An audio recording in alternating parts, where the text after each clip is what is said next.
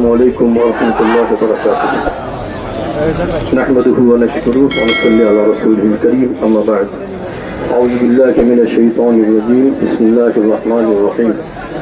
لتجدن أشد الناس عداوة للذين آمنوا اليهود والذين أشركوا. وقال تعالى: يا أيها الذين آمنوا لا تتخذوا اليهود والنصارى أولياء.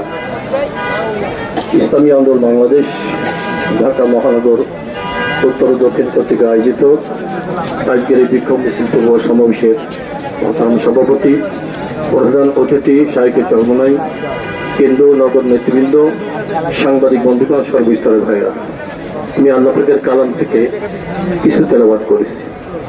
আল্লাহ পাক এখানে বলেছেন, লা তাজিদান্না আশাদ্দান্নাসি আদাওয়াতান লিল্লাযিনা আমানু ইয়াহুদা ওয়াল্লাযিনা আশরাকু, যে মুমিনদের জন্য, মুসলমানদের জন্য সবচেয়ে বড় শত্রু হলো ইহুদি। এরা কোরআনে পাকের কথা। এর পরের স্তরে বলছেন ওয়াল্লাযিনা আশরাকু, যারা মুশরিক, তারা হলো মুসলমানদের শত্রু। অন্যতে আল্লাহ বলছেন, ইয়া আইয়ুহাল্লাযিনা আমানু লা তাত্তাখিযুল ইয়াহুদা ওয়ান নাসারা আউলিয়া, এই মুমিনেরা তোমরা ইহুদি খ্রিস্টানকে কখন বন্ধু হিসেবে গণ্য করবা না। তোমাদের কেউ যদি বন্ধু হিসাবে গণ্য করে, তারাও ওদের অন্তর্ভুক্ত হয়ে যাবে। এখন আমরা সারা বিশ্বের অবস্থা দেখতে পাই, বিশেষ করে মুসলিম রাষ্ট্রের যারা নেতা রয়েছেন, অনেকেই নিজেদের ক্ষমতার লোভে ওরা কিন্তু ইহুদি খ্রিস্টানকে বন্ধু বানানো শুরু করেছে। মুশরিকদেরকেও করছে। আমাদের দেশের কথা ভাবেন, এই মুশরিকদেরকে বন্ধু বলতেই হবে। যতই ওরা আমাদের সীমান্তে বাংলাদেশেরকে হত্যা করুক, এরপরও তাদেরকে বন্ধু বলাই লাগবে।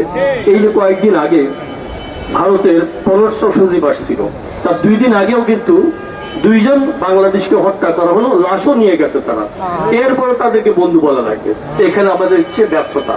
আল্লাহ পাক যাদেরকে দুশমন হিসেবে গণ্য করেছেন, আমরা বন্ধু বানাতে চাই। আমরা স্পষ্ট বলতে চাই, সরকার খুশিও হতে পারে, অখুশিও হতে পারে, যারা নাকি আমাদের দেশকে নিয়ে ষড়যন্ত্র করে, আমাদের ভাইদেরকে হত্যা করে, যাই বলুন না কেন, তাদেরকে আমরা বন্ধু হিসেবে বলতে পারি না।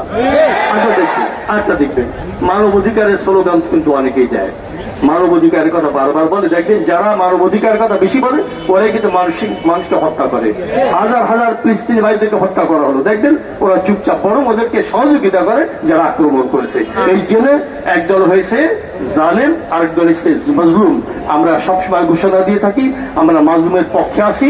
যারাই নাকি জালেমের পক্ষে থাকবে, তারাও আমাদের দুশ্মন, তারাও আমাদের শত্রু। তাদের বিরুদ্ধে অবস্থান আমরা এখন নিচ্ছি, আগামীতে নেব, ওদের কোনো ছাড় নাই।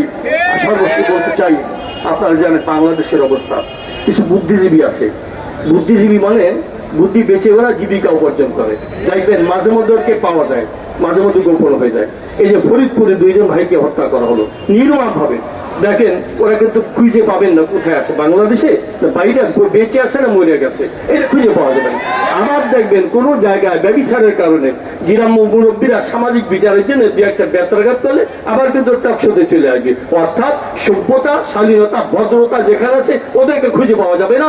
ওদেরকে পাওয়া যাবে জালেমের পক্ষে, যারা নাকি মুসলমানদের, ইসলামদেরকে হত্যা করতে চায়, শেষ করতে চায়। আমরা মুসলমানের পক্ষে, দেশের পক্ষে, জাতির পক্ষে, তথাকথিত যারা মানব অধিকারের কথা বলে, ওদেরকে ধিক্কার জানাই। আগে আমরা সতর্ক থাকবো, যে কোনো কর্মসূচির সামনে ইনশাআল্লাহ আমাদের নেমে আসবো।